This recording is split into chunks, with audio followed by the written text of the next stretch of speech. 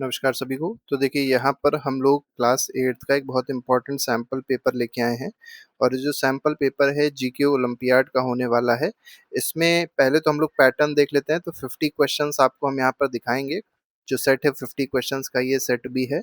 इसमें 30 क्वेश्चंस आपके general awareness के हैं। 10 क्वेश्चंस आपके करंट अफेयर्स के होंगे, 5 क्वेश्चंस लाइफ स्किल के होंगे और 5 क्वेश्चन जो होंगे वो अचीवर सेक्शन के होंगे। बस ये याद रखना है कि अचीवर सेक्शन जो है वो हर एक क्वेश्चन 3 मार्क का होगा, तो टोटल अचीवर सेक्शन 15 मार्क्स का है। बाकी सब एक एक नंबर के हैं। टोटल आपको टाइम जो मिलेगा वो 1 आवर का मिलेगा। बाकी ये आपका सिलेबस दिया गया है। सिलेबस में plants animals India and the world, तो बेसिक सिलेबस है, कोई बहुत ज्यादा टफ सिलेबस नहीं होता है इसका। तो चलिए स्टार्ट करते हैं, देखते हैं फर्स्ट क्वेश्चन में क्या कहा गया। फर्स्ट क्वेश्चन कह रहा है which of the following is not a mammal. कौन सा इसमें एक मैमल नहीं है, ये आपको यहाँ पर बताना है। तो एचिडना मैमल होता है, डकबिल्ड प्लेटिपस ये भी मैमल होता है। ठीक है। अच्छा, इन दोनों के बारे में एक खासियत होती है कि ये मैमल तो होते हैं लेकिन ये एग ले करते हैं, मतलब अंडे देते हैं, तो एग लिंक मैमल्स हैं ये। डॉल्फिन जो है ये भी एक मैमल होती है। गिला मॉन्स्टर जो है ये मैमल नहीं होता है, तो सी ऑप्शन बिल्कुल सही है। बात आती है ये है क्या, तो ये एक लिजर्ड होती है। ठीक है, क्या होती है, लिजर्ड होती है, और लिजर्ड क्या होगी, एक रेप्टाइल होगी। ठीक है, तो ये रेप्टाइल की कैटेगरी में आएगी, मैमल की कैटेगरी में नहीं आएगी। What does PCMCIA stand for in computer. तो PCMCIA जो है, इसको अगर देखा जाए तो एक तरीके से पीसी कार्ड आपने सुना होगा। तो ये क्या होता है, इसका फुल फॉर्म क्या होता है, ये पूछा गया है। तो ये personal computer memory card international association है। ये मेनली पीसी कार्ड को ही सारा काम ये लोग पीसी कार्ड का करते हैं, डिजाइन विजाइन जो होती है। ठीक है। तो स्टैंडर्ड एक्सपेंशन कार्ड जिसको पीसी कार्ड कहते हैं, उसको डिजाइन विजाइन करते हैं। तो यहाँ पर सी ऑप्शन बिल्कुल ठीक है। क्वेश्चन नंबर थर्ड पे आते हैं, who among the following was not a crew member of historic Apollo 11 mission. Apollo 11 mission बहुत इंपॉर्टेंट मिशन है। आपको पता होगा नील आर्मस्ट्रांग, यूरी गागरिन ये लोग गए थे अपोलो 11 मिशन से मून पे। ठीक है, वो पहली बार कोई पर्सन जो है वो मून पे स्टेप किया था, जो नील आर्मस्ट्रांग थे पहले पर्सन। इसमें अगर देखा जाए तो इसके क्रू में पूछा गया कौन नहीं था, मतलब कौन उसमें नहीं गया था। तो नील आर्मस्ट्रांग थे, ये तो थे। इसके बाद है एल्ड्रिन, एल्ड्रिन भी थे। इसके बाद कॉलिंस दिया गया, माइकल कॉलिंस ये भी थे। तो ये तीनों के तीनों लोग थे। कौन नहीं था इनमें, तो बात याद रखिएगा, नील आर्मस्ट्रांग, माइकल कॉलिंस और एडविन एल्ड्रिन, ये तीनों ही थे। तो कौन नहीं था, थॉमस पी स्टेफोर्ड नहीं थे। तो यहाँ पर डी ऑप्शन बिल्कुल सही हो जाएगा। तो बात आती है थॉमस जो पी स्टेफोर्ड है, ये है कौन, तो ये भी एक एस्ट्रोनॉट है। और इन्होंने अपोलो 10 मिशन को क्या किया था, लीड किया था। अपोलो 10 मिशन को इन्होंने लीड किया था, ये बात याद रखिएगा। He was an Indian tribal freedom fighter, religious leader and folk hero. His portrait hangs in Central Hall of Indian Parliament. The only tribal leader to be honored. Name him. किसके बारे में बात हो रही है यहाँ पर, तो ये बात हो रही है बिरसा मुंडा के बारे में। ट्राइबल लीडर थे ये, बहुत इंपॉर्टेंट लीडर थे, इनके बारे में सबको पता होना चाहिए। ठीक। आगे बढ़ते हैं, क्वेश्चन नंबर फोर्थ। मतलब इसमें थोड़ा सा ये भी याद रखिएगा, जिस मूवमेंट से ये रिलेटेड थे उसका नाम था उलगुलन मूवमेंट। ठीक है, उलगुलन मूवमेंट से रिलेटेड थे। ब्रिटिशर के खिलाफ ये मूवमेंट हुई थी। ठीक है, मुंडा ट्राइब से रिलेटेड है। What is the meaning of the idiom cut to the quick. तो कट टू द क्विक का मतलब क्या होता है, ये आपको बताना है। तो कट टू द क्विक का मतलब होता है हर्ट समवंस फीलिंग अलॉट। तो किसी की फीलिंग्स को अगर बहुत ज्यादा हर्ट कर दिया गया तो उसको बोलते हैं कट टू द क्विक। तो बी ऑप्शन बिल्कुल ठीक है। टिकट्स नंबर्ड फ्रॉम, देखिए इसमें थोड़े बहुत आपको मैथ्स के भी क्वेश्चन देखने को मिलेंगे। टिकट्स नंबर फ्रॉम 1 से 30, तो टोटल आउटकम कितनी हो गई, 30 हो गई। ठीक। Were mixed and then ticket is drawn at random, what is the probability that drawn ticket has number which is divisible by 2 and 6। मतलब 2 से भी डिविजिबल हो, 6 से भी डिविजिबल हो, तो वो क्या नंबर हो सकता है, तो 6 हो सकता है, 12 हो सकता है, 18 हो सकता है, 24 हो सकता है और 30 हो सकता है। तो कितने नंबर्स हैं, 5 नंबर्स हैं। तो फेवरेबल आउटकम क्या हो गई, 5 हो गई। टोटल आउटकम 30 है, तो 1/6 will be the correct answer. तो यहाँ पर अगर देखा जाए तो डी ऑप्शन जो है that will be the correct answer. Which component of blood is primarily responsible for forming clot to stop bleeding during an injury. तो देखिए जब इंजरी हो जाती है तो क्लॉटिंग जो होती है वो किसके वजह से होती है, तो यहाँ पर आरबीसी से नहीं होती है। डब्ल्यूबीसी मेनली अगर आप देखेंगे तो इम्यूनिटी प्रोवाइड करता है। प्लेटलेट्स जिसको थ्रोम्बोसाइट्स कहते हैं, इसी वजह से ही, इसकी प्रेजेंस में ही, इसके हेल्प से ही ब्लड क्लॉटिंग हो पाती है। तो यहाँ पर अगर देखा जाए तो सी ऑप्शन है बिल्कुल सही इसमें।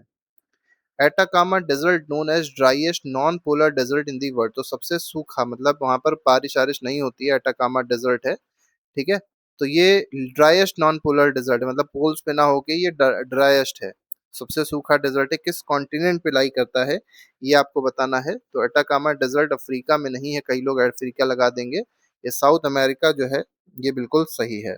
ठीक है, और किस कंट्री में अगर पूछा जाए तो चिली में है। ठीक है, चिली कंट्री में है। आप अगर देखेंगे साउथ अमेरिका कुछ इसी तरीके का ही है, तो यहाँ पर आप देखेंगे। ठीक है, मतलब ये तो इंडिया का हमने बना दिया, लेकिन इस तरीके से आप चिली यहाँ पर देख सकते हैं साउथ अमेरिका में। आगे बढ़ते हैं, क्वेश्चन नंबर 9 पे आते हैं। Which of the following green house gas has highest heat trapping ability पर molecule over 100 year time scale. तो 100 ईयर का अगर टाइम स्केल ले लिया जाए तो सबसे ज्यादा जो ग्रीन हाउस गैस जिसकी पोटेंशियल सबसे ज्यादा है, या जो सबसे ज्यादा हीट को ट्रैप कर सकती है, वो कौन सी ग्रीन हाउस गैस होगी, ये यहाँ पर आपको बताना है। तो इनमें से कार्बन डाइऑक्साइड नहीं होगी, कार्बन डाइऑक्साइड तो सबसे कम होती है, उससे ज्यादा मीथेन होती है, सबसे ज्यादा यहाँ पर कौन है, नाइट्रस ऑक्साइड होती है। अब नाइट्रस ऑक्साइड का जो पोटेंशियल है ये अप्रोक्सीमेट जो होता है कार्बन डाइऑक्साइड से 300 गुना ज्यादा होता है, 300 टाइम्स ज्यादा होता है। ठीक है, आगे बढ़ते हैं। What is the chemical name for common gas known as laughing gas. अब लाफिंग गैस जो है इसका कॉमन नेम क्या है, मतलब इसका फॉर्मूला क्या है, तो इसको नाइट्रस ऑक्साइड भी कहते हैं, फॉर्मूला इसका होता है N2O। तो नाइट्रस ऑक्साइड को ही लाफिंग गैस बोला जाता है।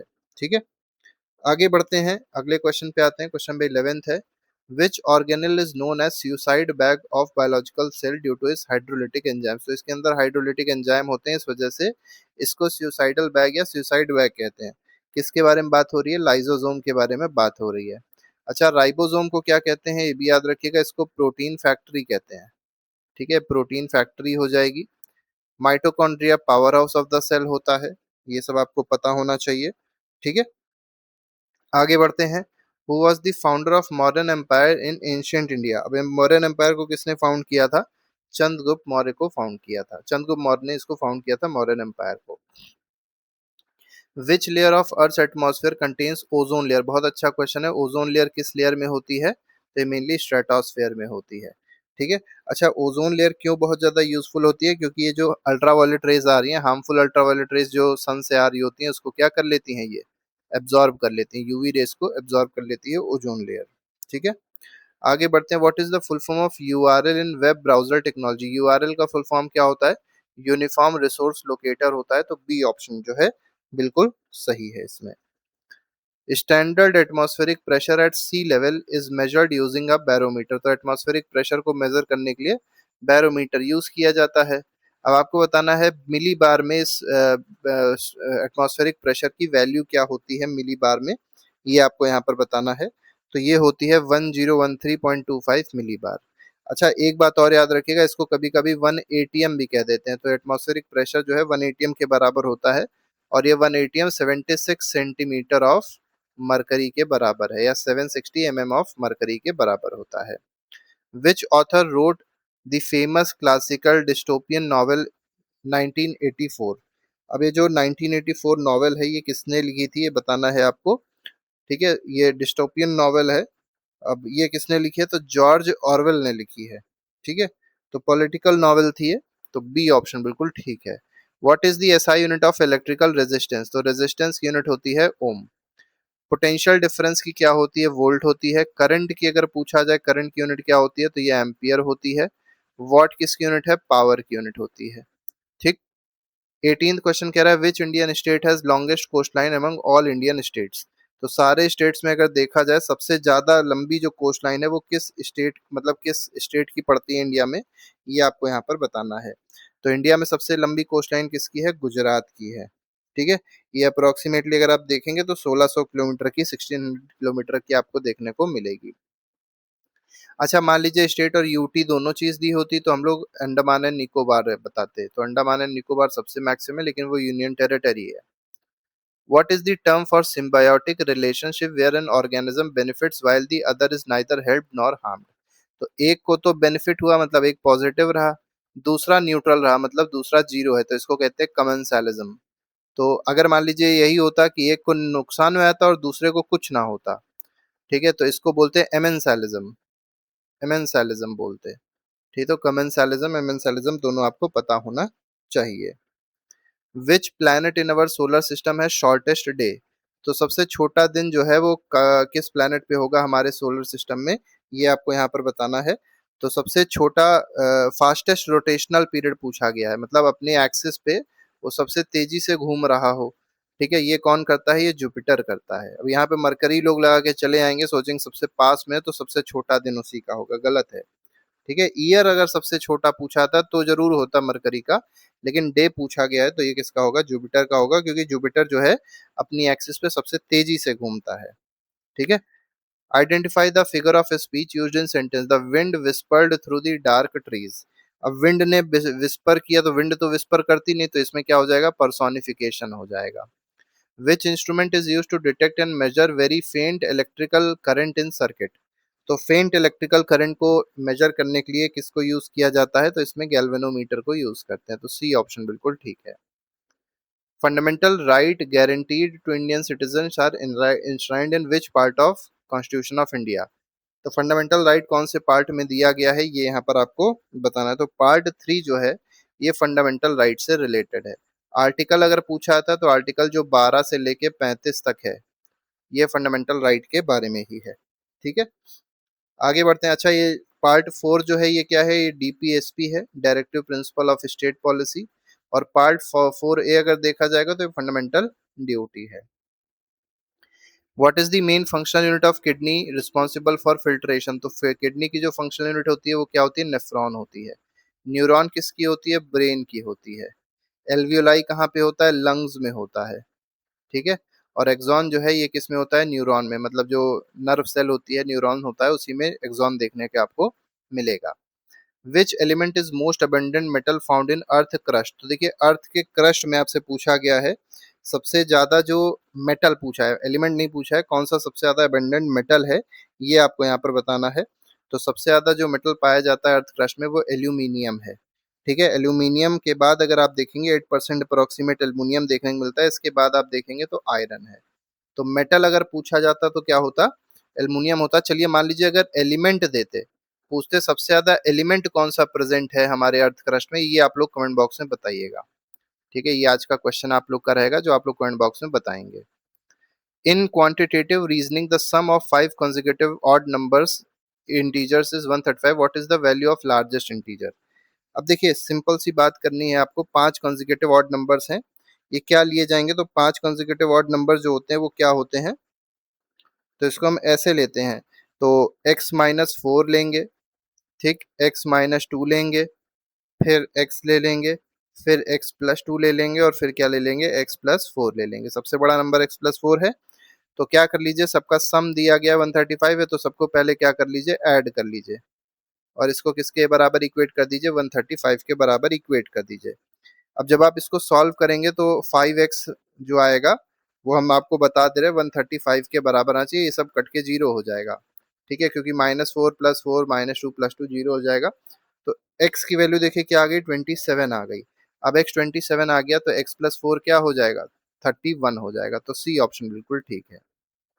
आगे बढ़ते हैं। Which deep marine trench is deepest known location on earth ocean? तो अर्थ के ओशन पे जो सबसे डीप मरीन ट्रेंच है, जो डीपेस्ट लोकेशन है, वो कहाँ पर लाई करती है? वो मारियाना ट्रेंच है। ठीक है, तो डीपेस्ट जो पॉइंट है अर्थ पे वो कौन सा है? मारियाना ट्रेंच है, बात याद रखिएगा। इसी को चैलेंजर डीप भी कहा जाता है। अप्रोक्सीमेटली कितना है? 11,000 मीटर, सोचिए डीप है, 11 किलोमीटर तक ये डीप है। Who painted the most world famous masterpiece the स्टेरी night? तो एक पेंटिंग है स्टेरी नाइट करके, ये किसने पेंट करी है ये आपको बताना है। तो ये विंसेंट वैन गोग ने पेंट करी है, तो यहाँ पर सी ऑप्शन बिल्कुल सही है। Which acid is present in human stomach to acid digestion? तो हमारे स्टमक में जो एसिड है वो कौन सा एसिड है? हाइड्रोक्लोरिक एसिड है, बात याद रखिएगा, बहुत ज्यादा इंपॉर्टेंट है। और यही हाइड्रोक्लोरिक क्या करता है? हाइड्रोक्लोरिक एसिड पेप्सिन जो एंजाइम होता है उसको एक्टिवेट करता है, पेप्सिन। ठीक है, in badminton what is the maximum number of points a player must win reach to win a standard game set? तो एक सेट को जीतने के लिए जो पॉइंट चाहिए होते हैं वो मैक्सिमम कितने पॉइंट चाहिए होते हैं? 30 पॉइंट चाहिए होते हैं। अब आते हैं करंट अफेयर से related. Zoran Milankovic won the presidential election to continue serving as president of which European Union या यूरोपियन नेशन? तो आपको बताना, जोरान मिलानकोविक जो हैं ये कहाँ के प्रेसिडेंट बने थे? ये क्रोशिया के प्रेसिडेंट बने थे। तो डी ऑप्शन बिल्कुल ठीक है इसमें। Which space agency executed historic Artemis two crewed lunar fly by flight setting a distance record for human space travel? तो आर्टनेमिस 2 पूछा गया मेनली किस स्पेस एजेंसी का ये है? तो ये मेनली नासा का है। ठीक है, ये नासा ने इसको एग्जीक्यूट किया था। ये क्रूड मिशन था, मतलब इसमें लोग गए थे, ह्यूमन एस्ट्रोनॉट्स गए थे। ठीक है। और किधर गए थे? मून के आसपास गए थे। मून पे उतरे नहीं थे, लेकिन मून के आसपास गए थे, चक्कर लगा के वापस चले आए। Which Indian state inaugurated the construction of world largest Ramayan temple, Virat Ramayan मंदिर? तो विराट रामायण मंदिर कहाँ पर बन रहा है? ईस्ट चंपारण, बिहार में है ये। What unique traditional sport was included in Khelo India youth games edition hosted in Bihar? तो अभी कुछ दिनों पहले आपने देखा होगा कि खेलो इंडिया यूथ गेम्स हुए थे बिहार में। तो वहां पे कौन सा ट्रेडिशनल गेम जो है जिसको इंक्लूड किया गया था? तो सेपाक टाकरॉ है, इसको इंक्लूड किया गया था। ठीक है।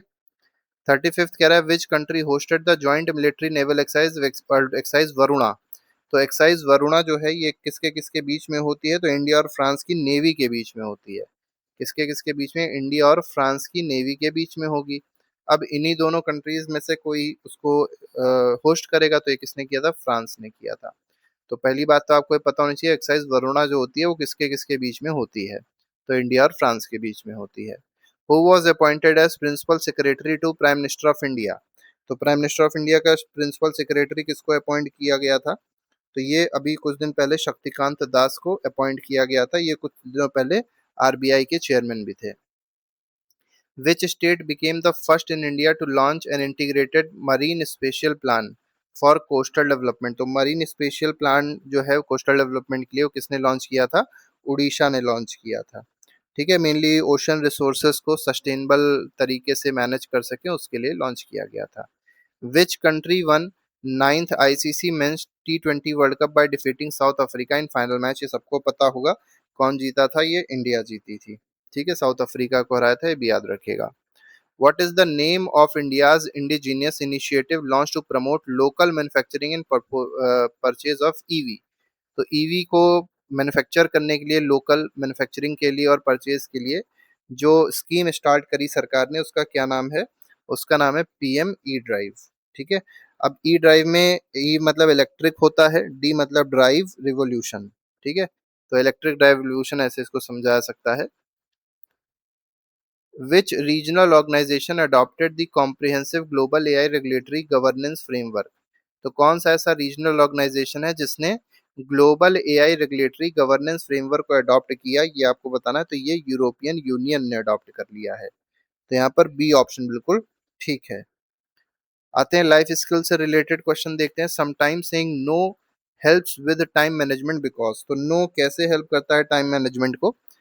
Help us avoid all commitments नहीं, it allows us to focus on our own task and priorities. ये बिल्कुल सही है।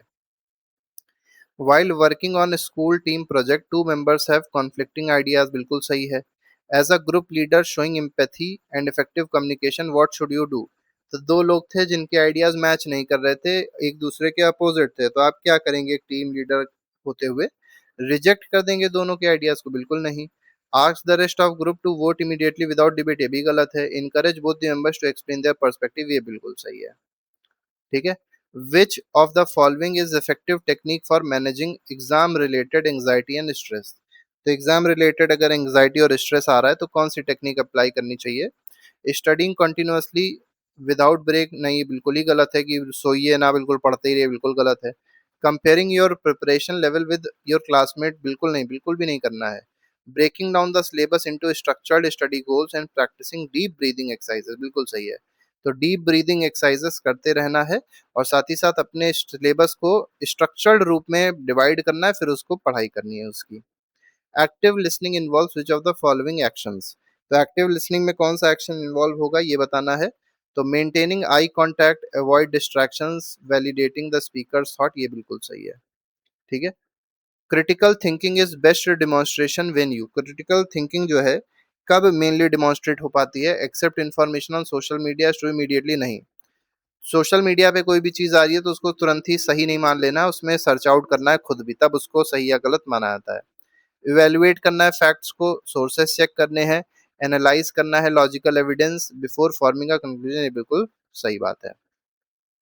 अब आते हैं अचीवर सेक्शन में, 5 क्वेश्चन होंगे, हर एक क्वेश्चन आपका 3 नंबर का होगा। तो पहला क्वेश्चन देखिए क्या कह रहा है, which of the following statement are correct about an operating system. Operating system के बारे में कौन सी बात यहाँ पर सही है बताना है। It controls various application software and device drive, बिल्कुल सही बात है। It is not capable of managing all resources of computer hardware including, ये नहीं, ये तो गलत है, सारे को मैनेज ही करता है operating system. Provides an interface to user through which user can interact with the computer, ये भी बात बिल्कुल सही है। तो 1 और 3 बिल्कुल सही है इसमें, तो सी ऑप्शन इसमें सही हो जाएगा। आइडेंटिफाई WXYZ, आपको आइडेंटिफाई करके बताना है कौन है इसमें।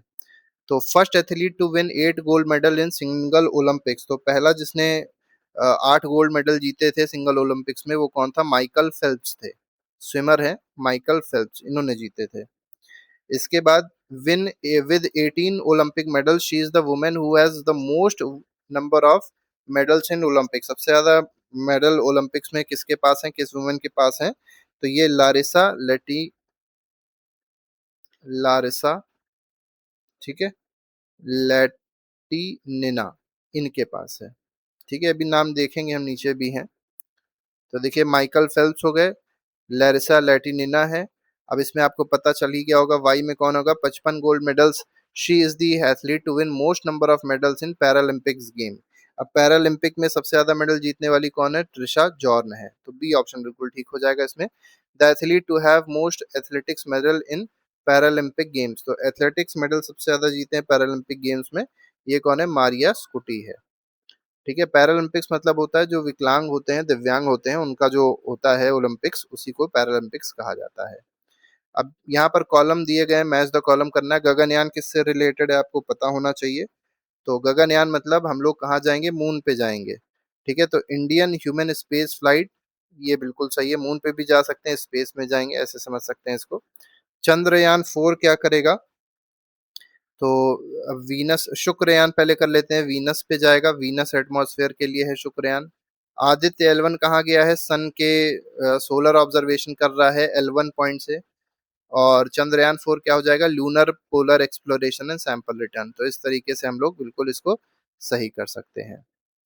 आगे देखते हैं, क्वेश्चन नंबर 49 कह रहा है, अब यहाँ पर 2 स्टेटमेंट्स दिए गए हैं, आपसे पूछा गया कौन सा स्टेटमेंट सही है इसमें। ठीक है, तो पहला दिया गया statement 1, sound waves can not travel through vacuum because they are mechanical waves requiring a material medium for propagation, बिल्कुल सही बात है। स्टेटमेंट 2 क्या कह रहा है? Light waves can travel through vacuum because they are electromagnetic waves consisting of oscillating electric, ये भी बात बिल्कुल सही है। लेकिन देखिए स्टेटमेंट 1 स्टेटमेंट 2 सही तो है, लेकिन कोई एक्सप्लेनेशन नहीं बता रहा है, तो बी ऑप्शन सही हो जाएगा। Statement 1 statement 2 both are correct, but statement 2 is not the correct explanation of statement 1। अब यहाँ पर देखिए आपको एक हमने डायग्राम बना के दे दिया है। अब आपको क्या करना है, इसमें PQRS जो है ये आपको बताना है क्या होगा। ठीक है, अब इसमें प्लांट्स जो होते हैं 2 टाइप में डिवाइड होते हैं, वेस्कुलर होते हैं, नॉन वेस्कुलर होते हैं। तो जो नॉन वेस्कुलर प्लांट होते हैं उसको क्या कहा जाता है? इनको ब्रायोफाइट्स कहते हैं। क्या कहते हैं? ब्रायोफाइट्स कहा जाता है। ठीक है, इसके बाद जो सीडलेस प्लांट्स होते हैं जिनमें सीड नहीं होती है, उनको क्या कहा जाएगा? तो इनको क्या कहते हैं? टेरिडोफाइटा कहते हैं, टेरिडोफाइट्स कहते हैं या टेरिडोफाइटा कहते हैं। अब सीड बियरिंग है तो ये 2 तरीके के होते हैं, एक नेकेड सीड पाई जाती है, एक में इंक्लोज्ड सीड होती है। अब जिसमें नेकेड सीड होगी, तो जिम, जैसे जिम मतलब होता है नेकेड, तो जिम्नोस्पर्म जो है, ठीक है, जिम्नोस्पर्म क्या होता है? नेकेड सीड होती है। और एंजियोस्पर्म में कैसी सीड होती है? इनक्लोज्ड सीड होती है। तो इस तरीके से ये 50 एमसीक्यूज थे जो हम लोग ने डिस्कस किए। आपके 50 एमसीक्यूज में से कितने एमसीक्यूज सही होते ये आप लोग कमेंट बॉक्स में जरूर लिख के बताइएगा। और अगर वीडियो अच्छा लगा हो तो लाइक जरूर कर दीजिएगा और चैनल को सब्सक्राइब करना मत भूलिएगा। अभी के लिए फिलहाल नहीं, thank you very much, good bye, जय हिंद।